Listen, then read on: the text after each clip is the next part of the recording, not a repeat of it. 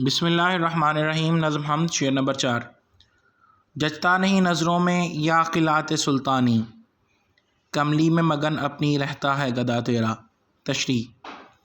اس شعر میں شاعر مولانا الطاف حسین حالی بیان کرتے ہیں کہ جب کسی انسان کے دل میں اللہ تعالیٰ کی محبت پیدا ہو جائے اور اسے اللہ تعالیٰ کی عظمت کا ادراک ہو جائے تو پھر وہ کسی قوت و طاقت کا محتاج نہیں رہتا۔ جب انسان کو قرب الہی کا عظیم خزینہ حاصل ہو جائے تو بادشاہوں کی شان و شوکت اس کے لیے کوئی اہمیت نہیں رکھتی۔ یہ حقیقت ہے کہ کسی دل میں اللہ تعالیٰ کی محبت اور دنیا کے مال و دولت کی محبت ایک ساتھ جمع نہیں ہو سکتی۔ شاعر بیان کرتے ہیں کہ وہ لوگ جن کا تعلق اللہ تعالیٰ سے قائم نہیں ہے وہ دنیا کے مال و دولت کو ترجیح دیتے ہیں۔ ایسے لوگوں میں سے اگر کسی کو بادشاہت مل جائے تو وہ اس پر غرور کرنے لگتا ہے، اپنے فاخرانہ لباس پر تکبر کرتا ہے اور وہ دوسرے انسانوں کو اپنے سے کم تر سمجھتا ہے۔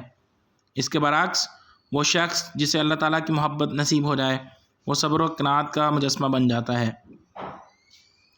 اور دنیا سے بے رغبت ہو جاتا ہے۔ وہ حرص و لالچ سے کنارہ کشی اختیار کرتا ہے۔ دنیا کی تمام چیزیں حتیٰ کہ بادشاہوں کی بادشاہت اور ان کا عمدہ لباس اس کی نظر میں کوئی اہمیت نہیں رکھتا۔ بقول اقبال: نکاح فقر میں شان سکندری کیا ہے، خراج کی جو گدا ہے وہ کیسری کیا ہے۔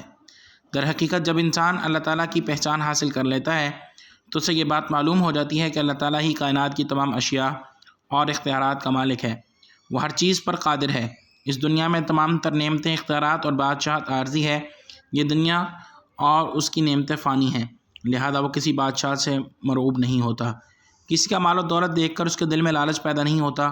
وہ اپنی کملی یعنی اپنے پھٹے پرانے لباس میں خوش رہتا ہے کیونکہ اس کا مطمع نظر دنیا کی بجائے اللہ تعالیٰ کی رضا اور خوشنودی ہے۔ بقول شاعر: ان کی آنکھوں میں شوقت جچتی نہیں کسی کی، آنکھوں میں جن کی بس رہا ہے جلال تیرا۔